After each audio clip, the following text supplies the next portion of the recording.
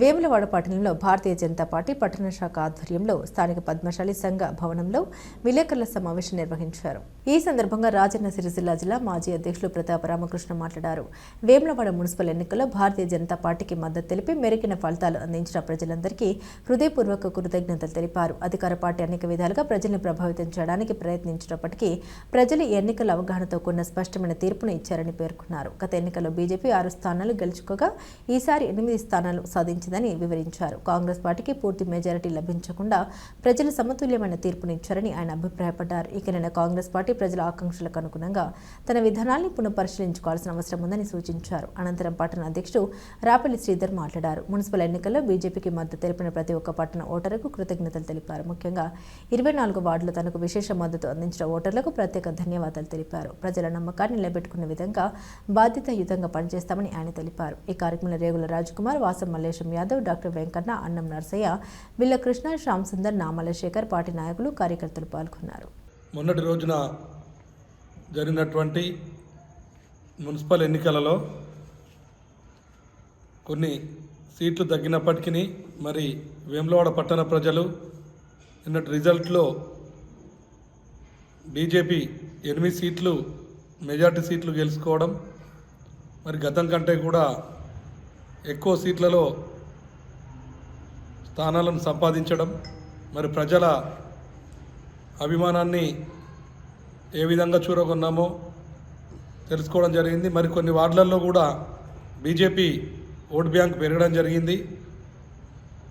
మేము నీతిగా నిజాయితీగా కొట్లాడడం జరిగింది. ఎలక్షన్లో బెదిరింపులకు కానీ ఎలాంటి ప్రలోభాలకు కానీ లొంగదీయకుండా నిస్వార్థంగా కొట్లాడడం జరిగింది.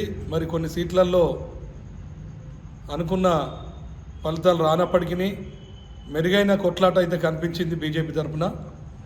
2-3 వార్డులలో చివరి తుడిలో కోల్పోవడం, ప్రత్యేకించి మరి వేములవాడ పట్టణ ప్రజలందరికీ కూడా ఇంత పెద్ద ఎత్తున బీజేపీ పార్టీని ఆదరించినందుకు ప్రత్యేకంగా 24వ వార్డు ప్రజలకు కూడా నేను హృదయపూర్వక ధన్యవాదాలు తెలియజేస్తున్నా.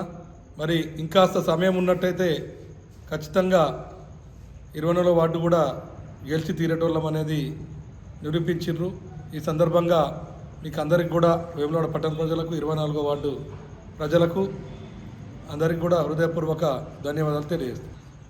మున్సిపల్ ఎన్నికల్లో భారతీయ జనతా పార్టీకి మేము అనుకున్నదే కాకపోయినా మంచి ఫలితాలు ఇచ్చిన వేములవాడ పట్టణ ప్రజలకు ప్రత్యేకంగా ధన్యవాదాలు. మరి దాదాపు 15 రోజుల నుంచి 20 రోజులు భారతీయ జనతా పార్టీ కార్యకర్తలు అన్ని వార్డులలో కూడా చాలా వరకు శ్రమించారు.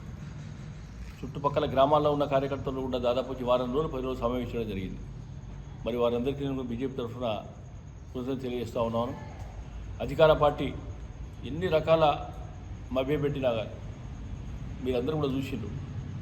2 కోట్ల రూపాయలు అవి పనులైతాయా కావా, తర్వాత సీసీ రోడ్స్ కింద ఇనారేషన్స్, విచ్చలవిడ డబ్బు పంపిణీ, ఏ రకమైన అక్రమాలు చేయను అన్ని రకాల అక్రమాలు రాజకీయాల కోసం పదవుల కోసం అధికార పార్టీ పాల్పడడం జరిగింది.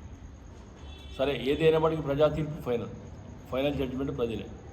ఆ ఇచ్చిన తీర్పు కూడా మేము పునరాలోచించుకుంటా ఉన్నాం. ఎక్కడ నష్టం జరిగింది, ఎక్కడ లాభం జరిగింది అనేది కూడా. గతంలో 6 సీట్లు ఇస్తే 8 సీట్లు పెరిగినాయి మాకు. కాంగ్రెస్ పార్టీ కొన్ని వాళ్ళ పత్రికలు లేకపోతే వాళ్ళ ఛానల్స్ బాగా హైప్ చేసుకుంటా ఉంది. సాధారణంగా కూడా లోకల్ బాడీ ఎలక్షన్స్ ఏవైతే ఉంటాయో ఎక్కడ రాష్ట్రంలో ఆ పార్టీ అధికారంలో ఉంటే అక్కడే దాదాపు ఎక్కువ ఓట్లు వస్తాయి, సీట్లు వస్తాయి. అక్కడ డౌట్ ఎక్కలేదు.